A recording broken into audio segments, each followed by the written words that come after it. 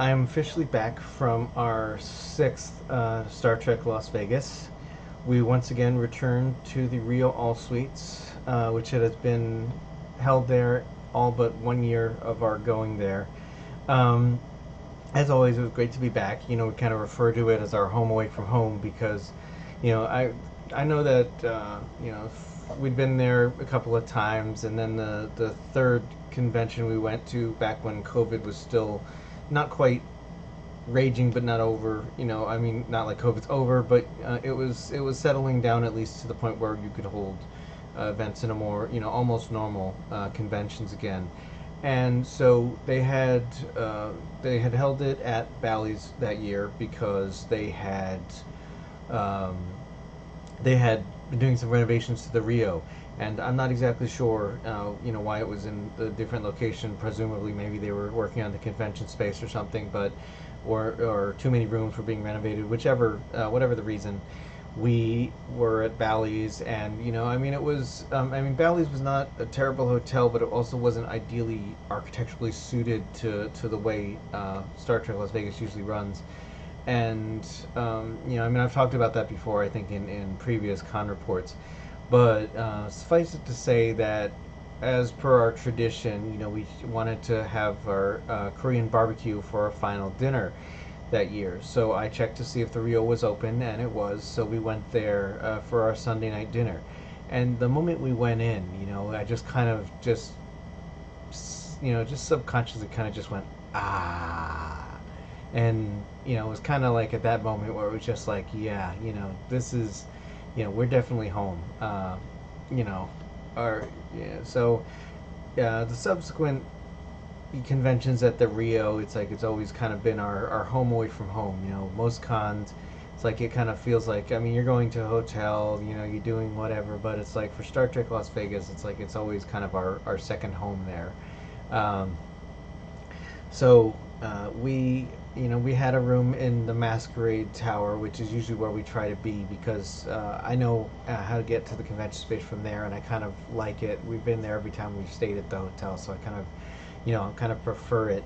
This year the registration was a little different because they used to, the reservations used to offer you like Mountain View or Strip View or something, and they didn't really offer us that this time. Not like it really mattered to me one way or another, but it just offered something that said like ROH or something. So anyway, we got our room, not quite our regular roomish, but it was a pretty standard room for the Rio. You know, they had I guess they had moved some stuff, and we had to find the fridge because apparently the fridge was hiding underneath the TV. It used to be in that area right outside the bathroom, but it wasn't there this year, so we just had to find it. Um, but I brought my new camera, which took some really good pictures because I decided after the last year that we got decent pictures, but they also the flash just wasn't working on my old camera, and while it did well in low light conditions, it took really good pictures. It wasn't There was some that just weren't up to what I was hoping for.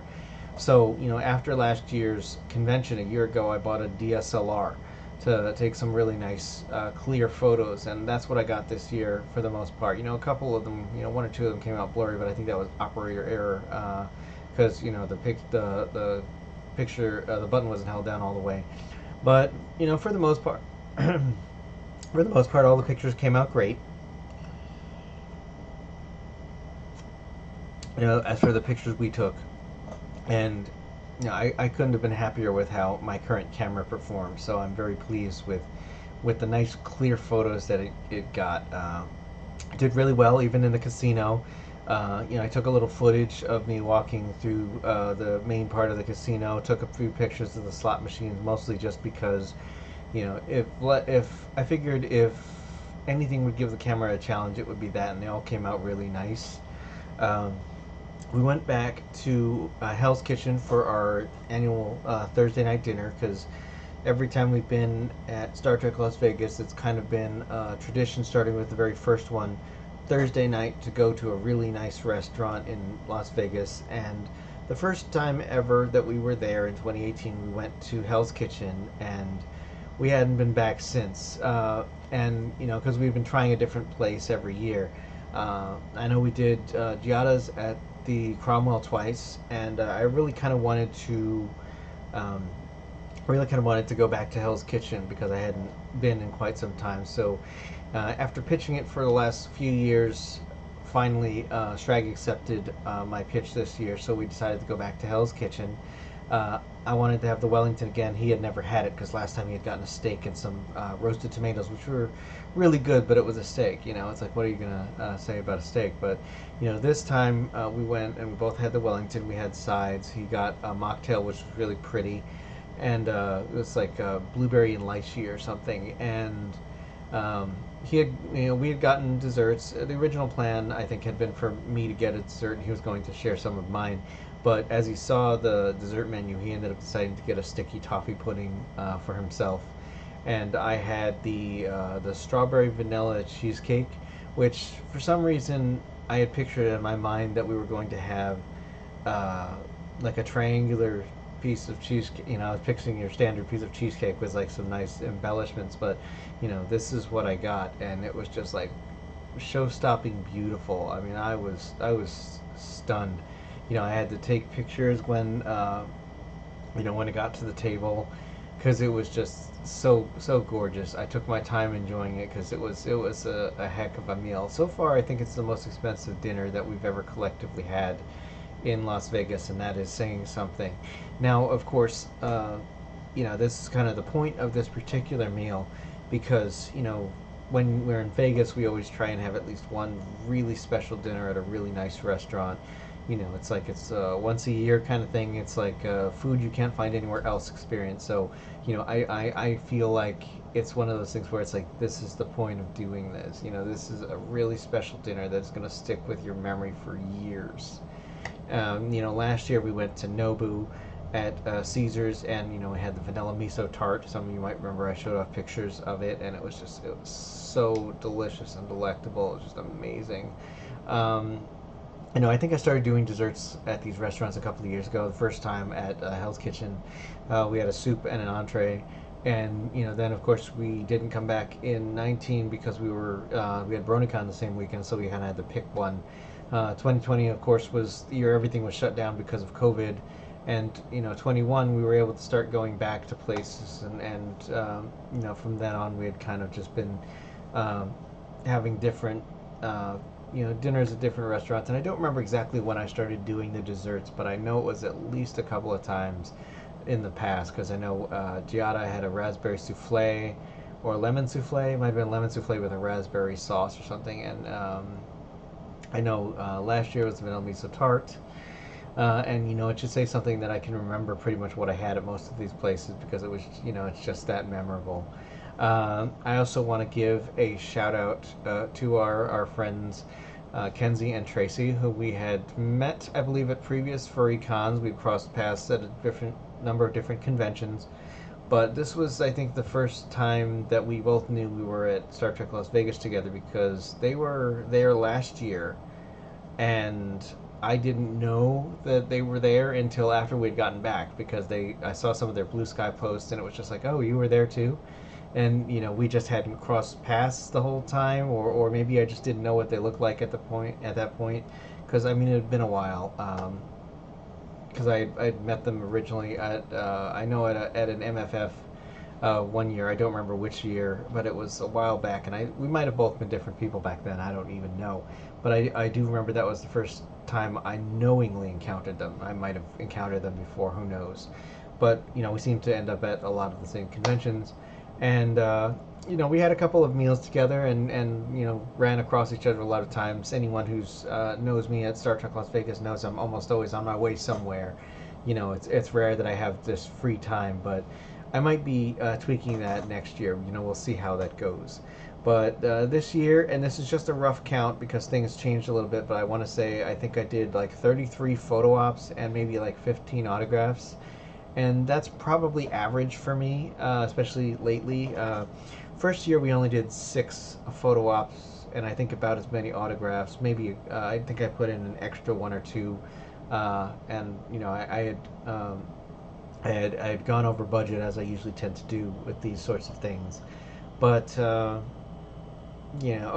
time, like particularly once I learned how this convention works, I increased the amount of photo ops we were doing, autographs I was looking for, because I wanted, particularly early on when I started doing these Star Trek conventions, to get as many of the main actors as I could.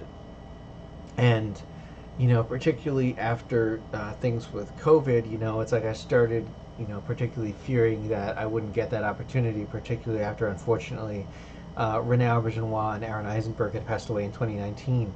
So, once we were able to go back to Star Trek conventions in 2021, it was kind of my mission to try and get as many as I could. And, as things have progressed from 21 to 22 to 23 to 24 and so on, I have been, getting a lot of the actors. I've been getting, photos with the two of us. I've been getting solo photos. I've been getting autographs, and it's like it's been progressing very well. In that I've so far been making good progress on completing my collection as much as it can be.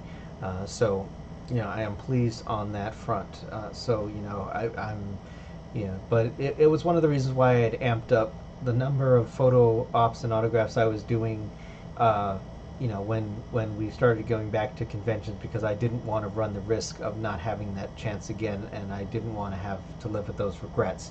So, that being said, it resulted in me beefing up the number of photo ops I was doing. It's like I used to divide them between, for lack of a better term, old Trek and new Trek, and I would have like 10 slots for old Trek, 10 slots for new Trek, and I would just try and fill them with, usually I would have more options than I needed. For the actors, I'd write down what autographs I was doing, and I would kind of keep track of like solo photo ops that I wanted, and group photo ops have started becoming a thing more recently in more recent years. And it's just kind of been something that sort of has developed into like I have a template for the ones that I try and capture. And one of the most notable ones that I can say I achieved this year was the Voyager cast, because it was the 30th anniversary of Star Trek Voyager. I believe it, yeah, 30th anniversary. And all 9 of them were going to be there this year. I was crossing my fingers and trying not to jinx anything the whole time, just praying that all 9 of them were there. Usually a few of them from Voyager are representing the show at the con every year, but it's rare that we have all 9 of an entire cast at the same time, because they of course all have personal and professional commitments. Things happen, and so on and so forth. And while generally speaking, in the last couple of years, the cancellations have been minimal. They do sometimes happen. But this year and last year, I think there have been less than 7 cancellations both years. So, fingers crossed that trend continues. But that being said, the entire Voyager cast was there. We had to take 2 pictures because apparently Kate Mulgrew and I think maybe one of the other actors had been distracted during our initial shot, and they're usually pretty good about catching that sort of thing when somebody's, either the actors or us not looking in the right direction, or doing something, that we're not supposed to be doing at the time. And so, we got the Voyager cast. I do also want to give a appreciative mention to Terry Farrell, whom I had the opportunity to do a photo op that I've been looking for a while. Just never had the slot for it before, of both Terry Farrell and Nicole de Boer. And as I was walking away, Terry complimented the dress I was wearing, which was like a red top and like a kind of red and white, really nice floral print.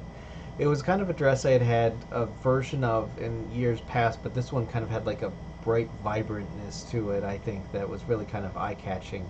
And so, thank you, Terry, for the compliment. So I appreciate it very much.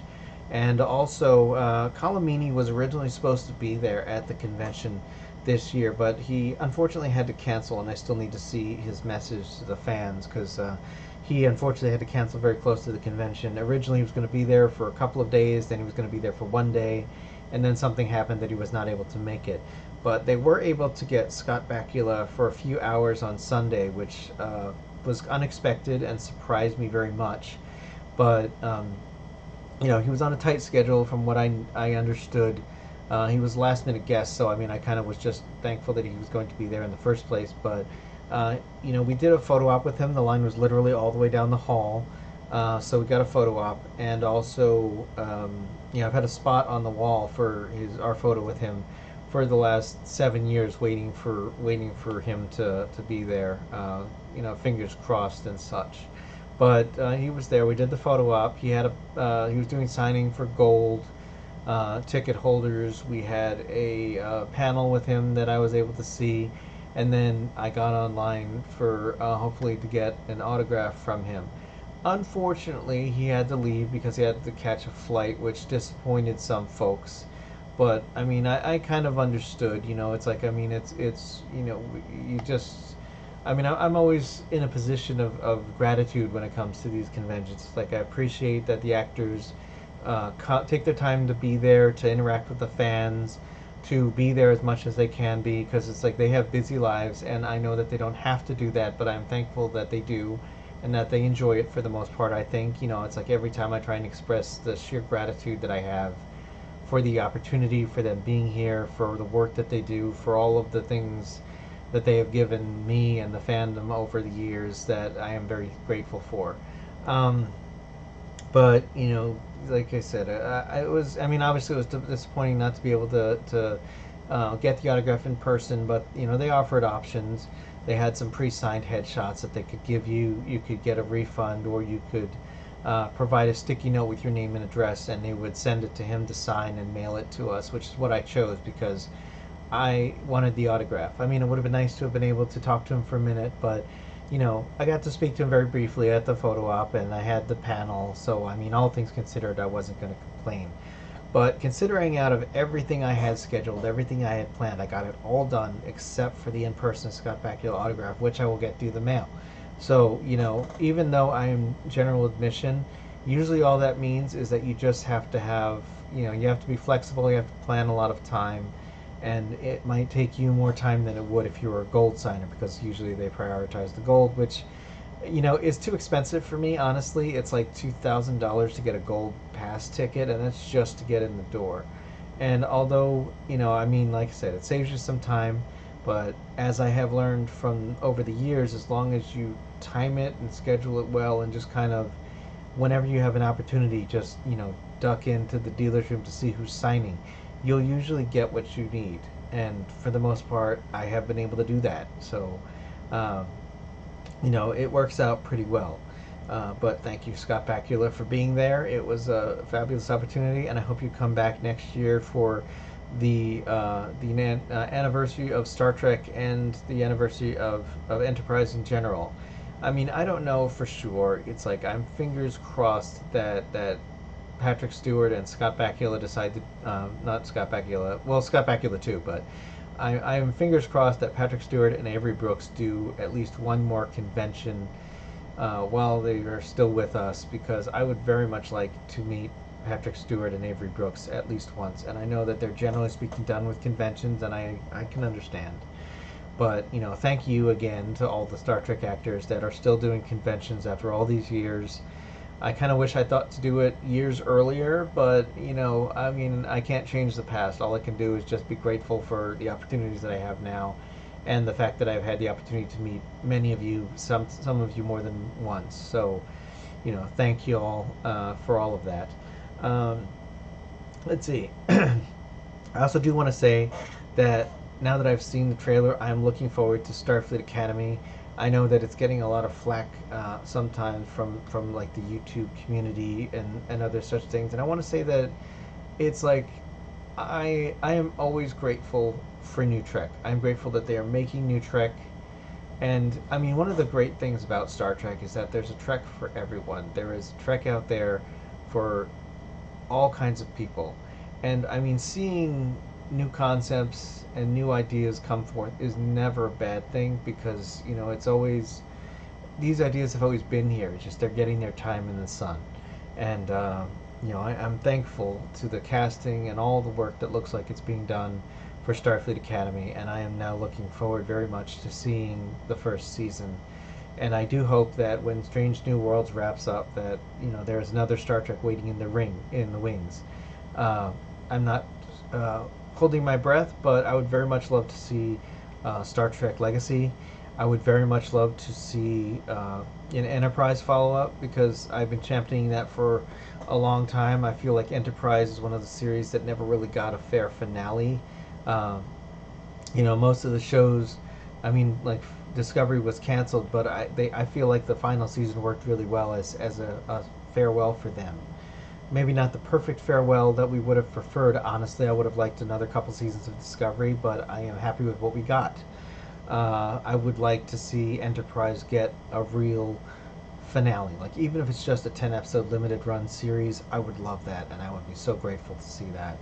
Um, let's see. As far as I think I might reorganize my plan a little bit for STLV next year.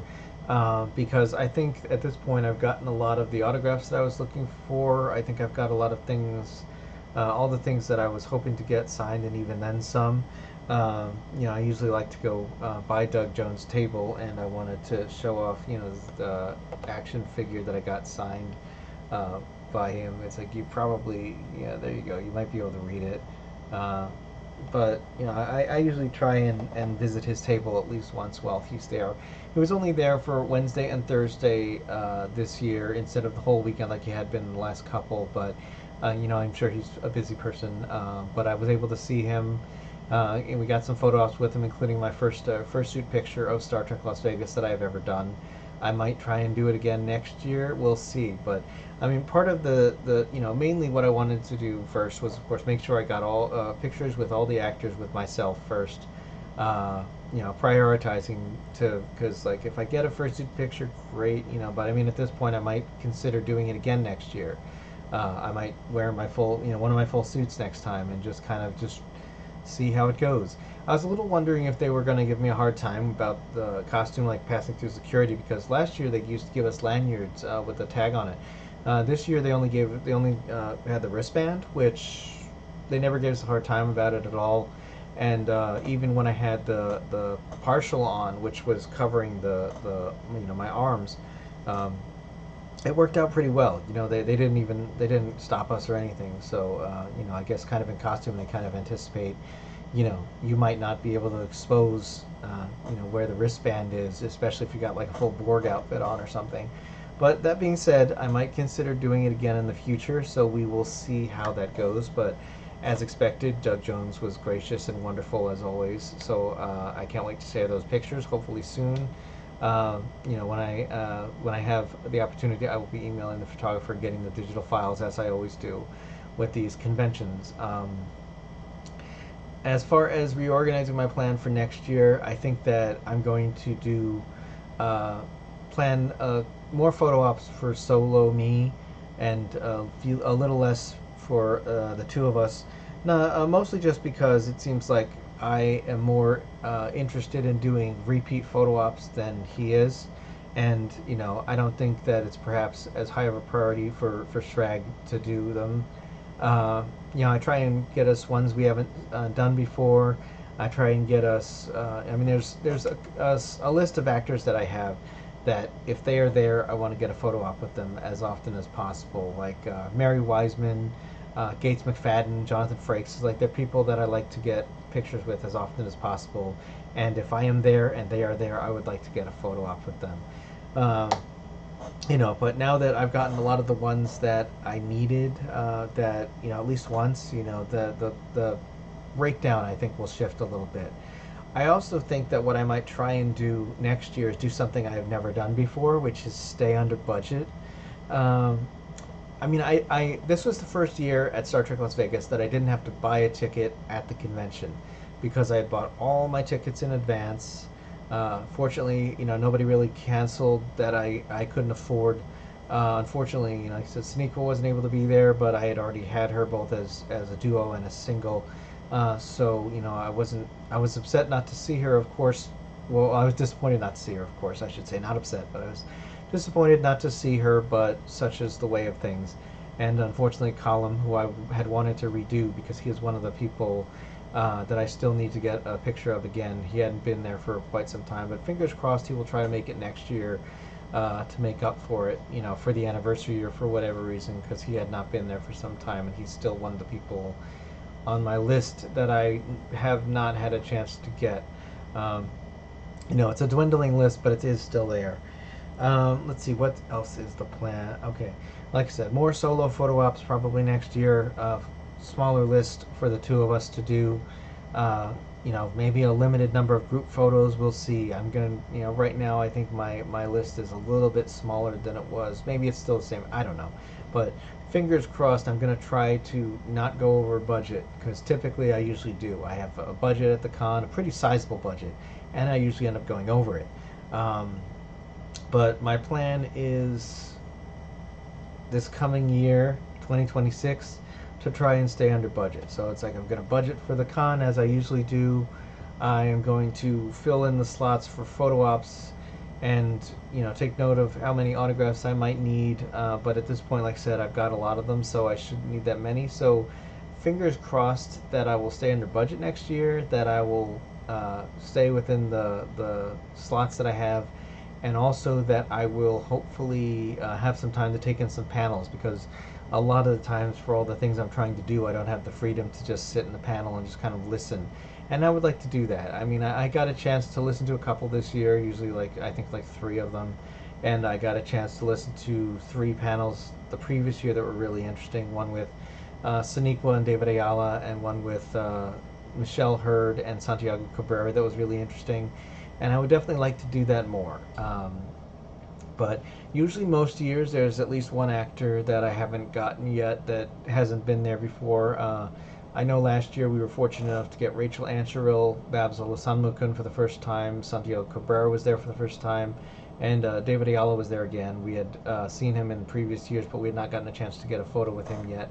And now we have. So that's about it. I know I've been talking for about a half an hour at this point, but that's about it for STLV. So I will catch you all later, and here's to next year's Star Trek convention. If you like post-apocalyptic fiction, polar bears, and adventure, check out my newest release, Winterfall, available in paperback and ebook on Amazon. And don't forget about my werewolf novel, Blue Moon. Thanks for watching. If you liked it, click the subscribe button and leave a comment below. See you next time.